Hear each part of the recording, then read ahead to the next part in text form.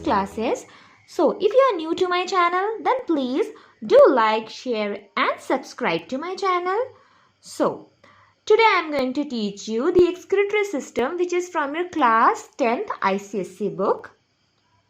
Now, what is excretion? Excretion का क्या मतलब होता है? एक्सक्रीशन का मतलब होता है something that our body flows out. Okay, जो हमारी बॉडी बाहर निकालता है ना. एक्स का मतलब होता है आउट और क्रीट का मतलब होता है फ्लो. एक्सक्रीट का मतलब होता है something flowing out of the body. अब हमारा बॉडी जो हमारा यूजफुल थिंग है, जो हमारे लिए ज़रूरी है, वो तो बाहर नहीं निकालेगा ना. तो एक्सक्रीशन में क्या होता है, जो चीज़ें हमारे बॉडी के लिए हार्मफुल है और जो वेस्ट प्रोडक्ट्स है, ओके, जो टॉक्सिक सब्सटेंसेस है, that will flow out of the body. तो ये सारी चीज़ें हम लोग पढ़ेंगे एक्सक्रीटरी सिस्टम में. Now what is the definition of excretion? Excretion का डेफिनेशन होता है removal of harmful and toxic और unwanted nitrogenous waste products from our body, है ना. तो एक्सक्रीशन जो है वो बेसिकली एक्सक्रीटरी ऑर्गन्स उसमें इन्वॉल्व होंगे. तो बेसिक जो स्पेशल ऑर्गन, जो प्राइमरी ऑर्गन एक्सक्रीशन का, वो है किडनीज, जिसके बारे में हम लोग आगे डिटेल्स में पढ़ेंगे. अब एक्सक्रीशन में जो वेस्ट प्रोडक्ट्स हमारे बॉडी से निकलेगा वो बेसिकली क्या होगा? Nitrogenous waste. नाइट्रोजनस वेस्ट क्या होता है? यूरिया, यूरिक एसिड, अमोनिया, है ना.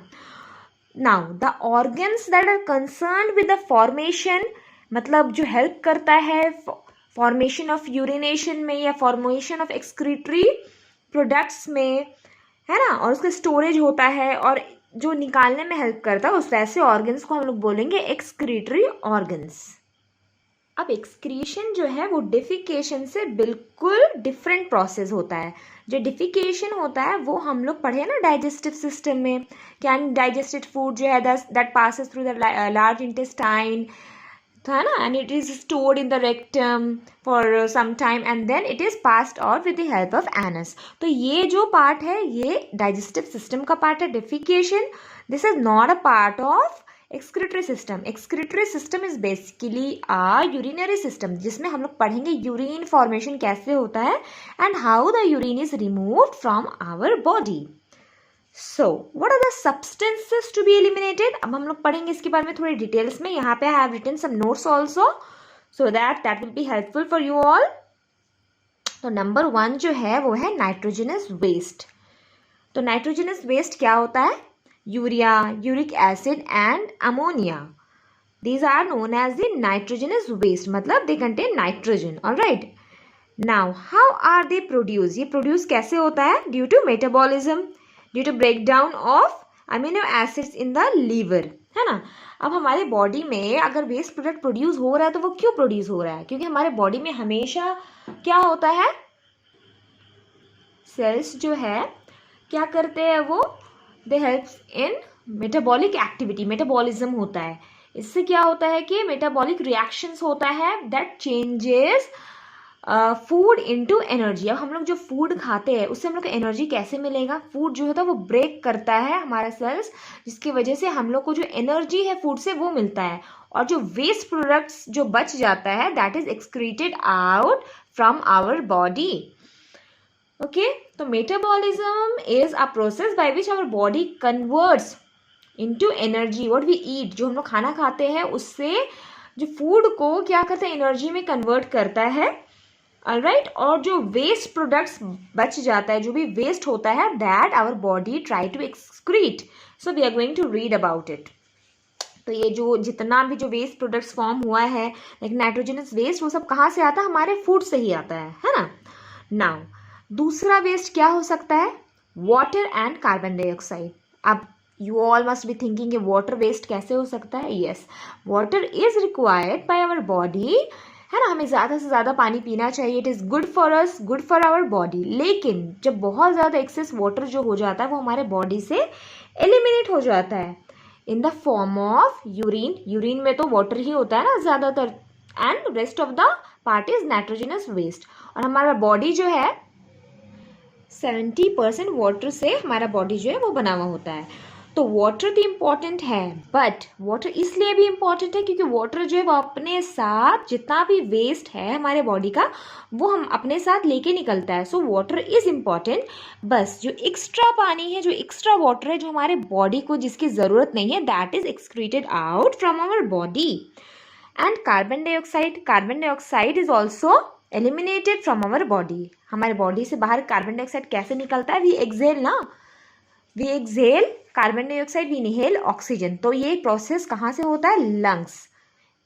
You all have read in like chapter respiration, उसमें होता है लंग्स जो होता है, it helps in eliminating carbon dioxide from our body. Now number third is bile pigments. Where these bile pigments are formed? They are formed in the liver. Now हमारा urine and what is the color of the urine? It's slightly yellowish, or the motion we pass, okay, the feces is yellow in color. तो ये yellow color क्यों होता है? Because of this bilirubin, okay, they give yellowish color to our excreta. Alright, if we are eating like any green food like palak or beans, तो इसका ये मतलब नहीं that if we will pass next day motion, if we are going to pass, it will be green. It is going to be slightly yellow only, है ना, because of the presence of this bilirubin. Now, what do? They give yellowish color to the urine. And what are they? They are the breakdown products of dead RBC. अब RBC, where are they stored, the dead RBCs? After 120 days, we all know the RBCs die in the liver. Okay. Now, extra salts. अभी extra salts जो है वो हमारे body से कैसे remove होगा? It is also removed through urine. Urine जो है it helps in excretion of extra salt also. अब एक्स्ट्रा सॉल्ट कहाँ से आया? हम लोग जो कॉमन सॉल्ट जो खाना के साथ लेते हैं, NaCl, है ना, तो उसमें जो भी एक्स्ट्रा क्वांटिटी बचेगा हमारे बॉडी में, वो हमारा बॉडी जो है यूरिन के हेल्प से it will expel along with the urine. Now extra vitamins, okay, vitamins, minerals are essential for our body, but इतना भी ज़्यादा क्वांटिटी में ज़रूरत नहीं होता है। अगर हम लोग थोड़ा ज़्यादा ले लेते हैं तो जो फैट सॉल्युबल विटामिन जो होता है ना, वो हमारा बॉडी जो वो स्टोर कर लेता है beneath the skin, ओके। लेकिन जो वाटर सॉल्युबल विटामिन्स होता है वो विटामिन बी एंड सी होता है, तो वो क्या होता है? They are passed along with our urine, वो हमारे यूरिन से निकल जाता है, okay. Now medicine, we take antibiotics ना, एंटीबायोटिक्स ड्यूरिंग इन्फेक्शन और समथिंग। तो अगर एक्स्ट्रा क्वांटिटी अगर हम लोग ले लिए हैं थोड़ा भी, या हमारे बॉडी को जितना ज़रूरत है हमारा बॉडी उतना ही यूज़ करता है, जितना बचता है वो हमारा बॉडी जो है वो यूरिन के साथ निकाल देता है, हमारे बॉडी से निकल जाता है। हमारा बॉडी जो है कोई भी यूजलेस चीज़ स्टोर नहीं करता है, जो हमारे बॉडी को ज़रूरत है हमारा बॉडी उतना ही रखता है। जो भी एक्स्ट्रा होगा या यूजलेस होगा या हमारे बॉडी को हार्म पहुंचाएगा, that our body excrete, and this is known as excretory system. एक बार हम रिवीजन कर लेते हैं। What are the substances to be remove from our body? Number 1 क्या था? नाइट्रोजनस वेस्ट था, यूरिया, यूरिक एसिड, अमोनिया। तो वो कहाँ से एलिमिनेट होगा? वो फिल्टर कौन करेगा? हमारा kidney. Kidney helps in filtration of blood, okay. Kidney में जो है जो इम्प्योर ब्लड आता है, हमारा जो किडनी है वो फिल्टर करता है ब्लड को, राइट। नाउ नंबर 2 क्या था? Carbon dioxide and water. Number 3 was the bile pigments, bilirubin, biliverdin, और नंबर 4 है एक्स्ट्रा सॉल्ट्स, एंड नंबर 5 जो extra vitamin. So these are the thing that our body excrete, ये हम लोग के एक्सक्रीटरी सिस्टम में आता है। Now what are the excretory organs? The organs which helps in excretion are known as excretory organ. तो सबसे नंबर पहले कौन सा होगा? नंबर 1 में किडनीज होगा। किडनीज जो होता है वो प्राइमरी एक्सक्रीटरी ऑर्गन्स होता है, ऑलराइट। तो what do? They eliminate the nitrogenous waste, chiefly urea, uric acid, ammonia from the blood in the form of urine. तो यूरिन फॉर्मेशन कौन करता है? किडनी करता है, ठीक है। नाउ नंबर 2 है skin, and then lungs, and then liver. तो किडनी तो प्राइमरी हो गया, प्राइमरी एक्सक्रीटरी ऑर्गन। अब एक्सेसरी एक्सक्रीटरी ऑर्गन कौन कौन सा है? स्किन है, लंग्स है और क्या है? लीवर है। तो स्किन क्या करता है? स्वेट, जब हम लोग को ज़्यादा गर्मी लगती है या समर सीजन में, ओके, वी स्टार्ट स्वेटिंग। तो स्वेटिंग होने के बाद क्या होता है? हमारा बॉडी को क्या होता है? थोड़ा कूलिंग इफेक्ट मिलता है, हमारा बॉडी थोड़ा कूल हो जाता है। तो इसमें क्या रिलीज होता है जब स्वेट में? मोस्टली वाटर, एक्स्ट्रा वाटर जो होता है वो होगा रिलीज, और बहुत ही कम अमाउंट में यूरिया होगा, ठीक है। तो basically the major excretory function of the skin is the production of sweat, alright. अब इस स्वेट कैसे आता है? Sweat is secreted by the sweat glands. Sweat glands कहाँ प्रेजेंट होगा? अंडरनीथ द स्किन, स्किन के नीचे प्रेजेंट होता है sweat glands, that helps in the secretion of sweat, और जो हमारा स्किन से रिलीज होता है। Now the number third is lungs. What do the lungs do? Lungs excrete the carbon dioxide. Carbon dioxide हमारे बॉडी से कैसे बाहर आता है? Exhaled from the nose. Exhaled का मतलब होता है हमारे बॉडी से, हमारे नोज से बाहर आता है, वो एक्सहेलेशन उसको बोलते हैं। Carbon dioxide, we release carbon dioxide, we inhale oxygen during respiration and we exhale carbon dioxide. Now number fourth is liver. Now what does the liver do? They breaks down the amino acids in the liver to produce urea. अब ये लोग amino acids, liver क्या करता है? amino acids को break करता है to produce urea. अब यूरिया प्रोड्यूस करता है, फिर वो क्या करता है? वो किडनी वो ब्लड को, अब लीवर में जो ब्लड था उसमें अमीनो एसिड ब्रेक हुआ। अब अमीनो एसिड ब्रेक हुआ तो फिर क्या प्रोड्यूस हुआ? यूरिया। अब यूरिया जो लीवर में प्रोड्यूस हुआ, तो लीवर और किडनी तो ठीक है, दोनों आसपास ही रहते हैं, है ना। किडनी थोड़ा बैक साइड में एब्डोमेन में होता है, लीवर उसके राइट साइड में थोड़ा सा होता है, तो थोड़ा फ्रंट साइड में। तो लीवर से किडनी में कैसे जाएगा ब्लड? कैसे जाएगा urea? With the help of blood जाएगा ना। ब्लड की हेल्प से जो यूरिया रहेगा लीवर में वो जाएगा किडनी में, और किडनी क्या करेगा? वो फिल्टर करेगा ब्लड को, मतलब ब्लड से यूरिया निकालेगा, ऑलराइट। और जो प्यूरिफाइड ब्लड है वो हमारे बॉडी में रेगुलेट होगा, और जो भी इम्प्योर प्रोडक्ट्स होगा like urea will be passed out from the kidney in the form of urine. Now let's move on to the excretory system. हम लोग थोड़ा एक्सक्रीटरी सिस्टम के बारे में पढ़ते हैं। तो सबसे पहला क्या होगा? Kidneys. See here you can see ना, kidneys, these are two kidneys. कितना होता है? 2 होता है, alright. And what is the shape of this kidney? ये दिख रहा है ना, बीन शेप्ड, राजमा के तरह दिख रहा है। 2 होता है, एक राइट साइड में, एक लेफ्ट साइड में। किधर प्रेजेंट होता है? Here I have written. What is the size? 10 centimetre long होगा, लेंथ जो होगा इसका 10 सेंटीमीटर होगा, और वाइड कितना होगा? 6 सेंटीमीटर विड्थ होगा इसका। They are located on either side of the backbone, alright, and they are protected by the last 2 ribs. ये हमारे बैक साइड पे प्रेजेंट होता है। और जो राइट किडनी होगा is located slightly lower. Right kidney, like ये वाला राइट किडनी, ये थोड़ा सा लोअर होगा as compare to the left kidney. क्यों? क्योंकि हमारे राइट साइड में लीवर प्रेजेंट होता है ना। Liver is the largest organ of our body, तो उसके लिए थोड़ा स्पेस जो है ये लीवर को दे देता है, एंड ये थोड़ा सा राइट किडनी थोड़ा नीचे हो जाता है, ऑलराइट। तो ये है किडनी। अब किडनी से क्या निकलेगा? Ureter. This is a tube, जो कि दोनों किडनी से ऐसे निकल रहा है ट्यूब।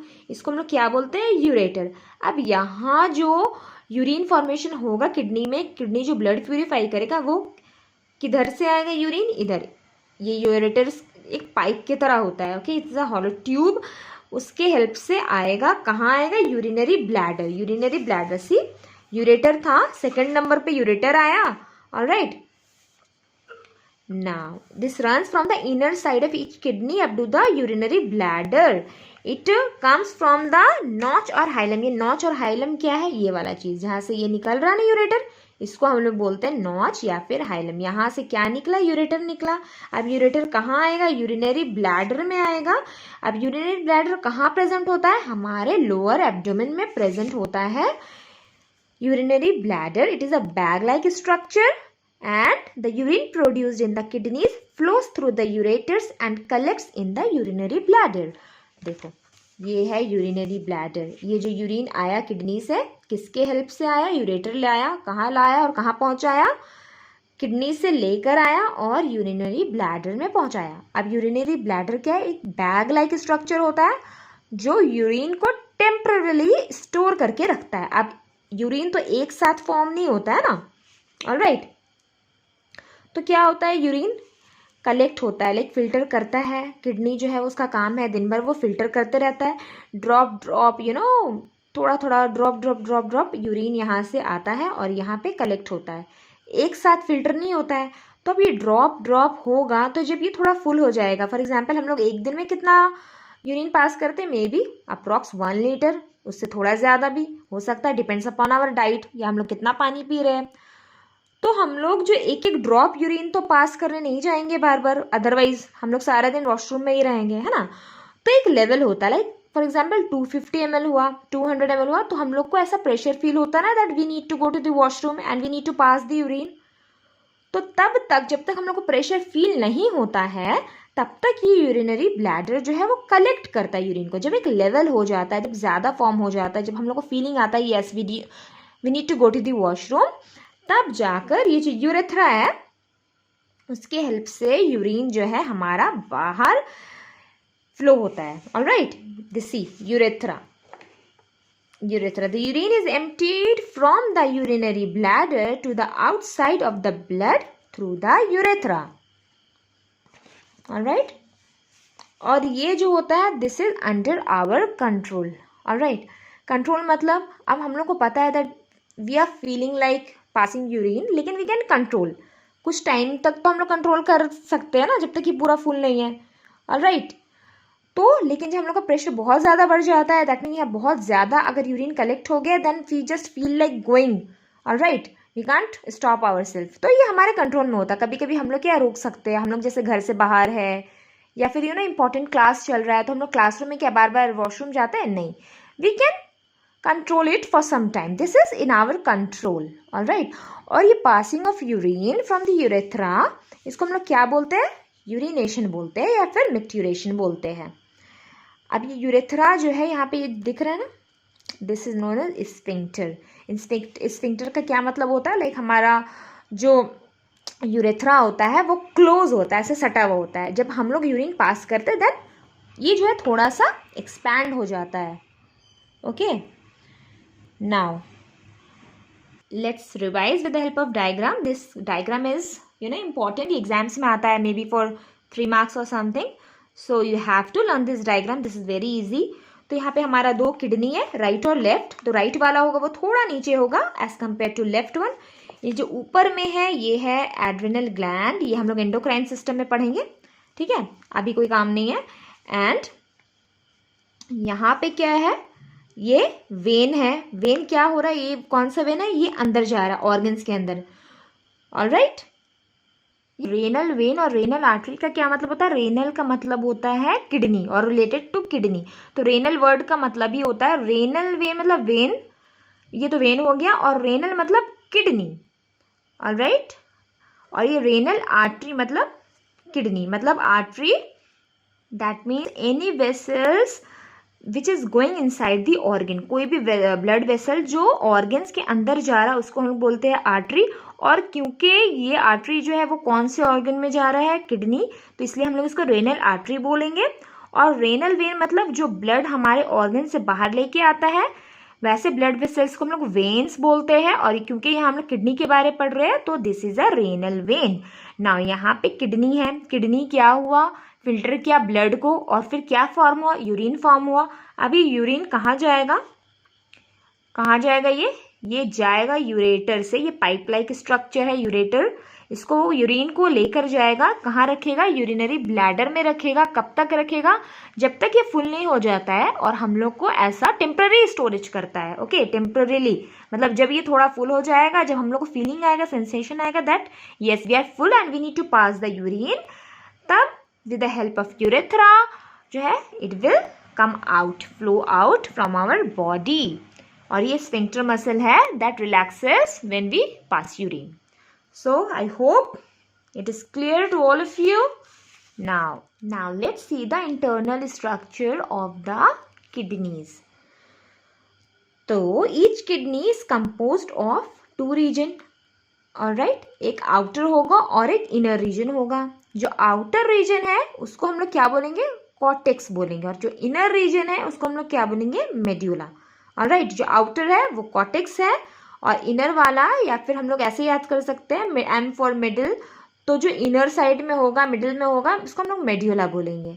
ऑलराइट, तो कॉर्टेक्स जो होता है वो थोड़ा डार्क होता है और मेड्यूला थोड़ा कंपैरेटिवली लाइटर होता है as compare to cortex. Alright, तो the medulla is in the form of medullary pyramids. ये लोग you can see in the image, दिख रहा है ना ऐसा पिरामिड शेप का. तो मेड्यूला जो होता है वो क्या फॉर्म करता है, medullary pyramids. Alright, the pyramid shape you can see in the image is medulla.